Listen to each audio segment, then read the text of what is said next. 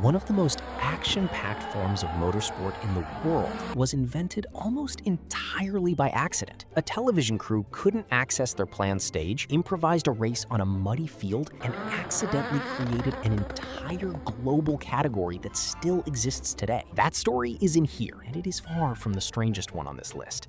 Rally racing. This is where motorsport leaves the circuit entirely and moves onto public roads. Rally events take place on closed stages across tarmac, gravel, snow, and ice, with each car leaving at timed intervals rather than racing side by side. The driver and co-driver work as a pair, with the co-driver reading pace notes aloud to guide the driver through corners they are encountering at speed for the first time in competition. The World Rally Championship is the premier series, covering events across multiple continents and surface types within a single season. What separates rally from almost every other form of motorsport is the environment. These cars operate in conditions that no circuit would permit, on roads that punish mistakes with barriers, ditches, and drops, rather than gravel traps and tire walls. It is one of the oldest and most geographically diverse forms of racing in existence, and it remains one of the most demanding on both machinery and human beings. Formula racing, open-wheel, single-seater racing, is the category that most people picture when they think of motorsport at its most serious. The Formula Pyramid runs from entry-level regional series at the bottom through Formula 4, Formula 3, and Formula 2, all the way to Formula 1 at the top. Each level increases in power, downforce, speed, and cost, and progression through the ladder is the defined pathway for drivers with professional ambitions. Formula 1 represents the absolute pinnacle. 20 drivers, 10 constructors, and a global calendar spanning over 20 races across 5 continents. The open-wheel format, where the tires sit outside the bodywork and the driver is exposed above the waist, creates a category unlike any other in terms of both aerodynamic complexity and the physical demands placed on the people driving these machines. MotoGP. This is the Formula 1 of motorcycle racing, and the comparison is not an exaggeration. MotoGP is the premier class of the FIA Road Racing World Championship, and the machines competing at this level are purpose-built prototypes with no connection to anything available in a showroom. Current MotoGP bikes use inline-4 or V4 engines, producing around 290 horsepower in a machine weighing just 157 kilograms, generating a power-to-weight ratio that no Formula 1 car can match. Corner speeds are extraordinary, and the physical act of riding these machines at competition pace requires a technique so specific that it takes years to develop and never fully transfers from one bike to another. Riders lean at angles that look structurally impossible, dragging their knees and sometimes elbows across the tarmac as they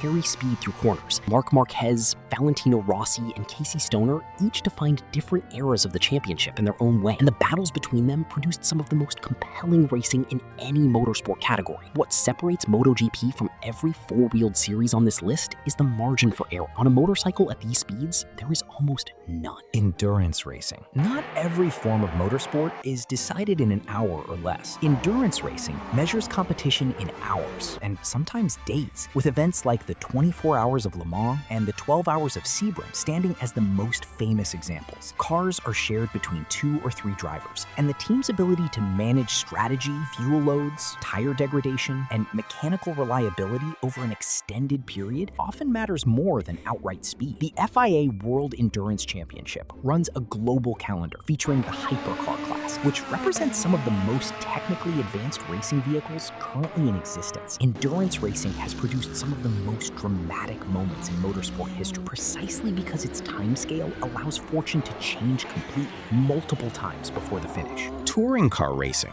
This is the form of motorsport that feels most connected to the cars ordinary people drive every day. Touring car series use modified versions of production saloon and hatchback cars, vehicles that share their basic body shape with road-going models available in showrooms. The British Touring Car Championship and the World Touring Car Cup are among the most prominent series globally, and both are known for close physical racing with frequent contact and dramatic reversals of fortune. The appeal is partly the accessibility of the cars and partly the nature of the competition itself. Touring car races tend to produce more overtaking, more incidents, and more unpredictable results than many other categories, which makes them consistently entertaining to watch regardless of prior knowledge of the sport. Rallycross. This is the category that was invented by accident In 1967, a British television crew covering a rally event found their planned stage inaccessible and improvised a short race on a mixed-surface course near a farm. The format, cars racing simultaneously on a short circuit combining tarmac and loose surface, proved so entertaining on television that it was formalized into a proper series almost immediately. Modern Rallycross uses highly modified cars producing over 600 horsepower, and races last only a few minutes, making it one of the most intense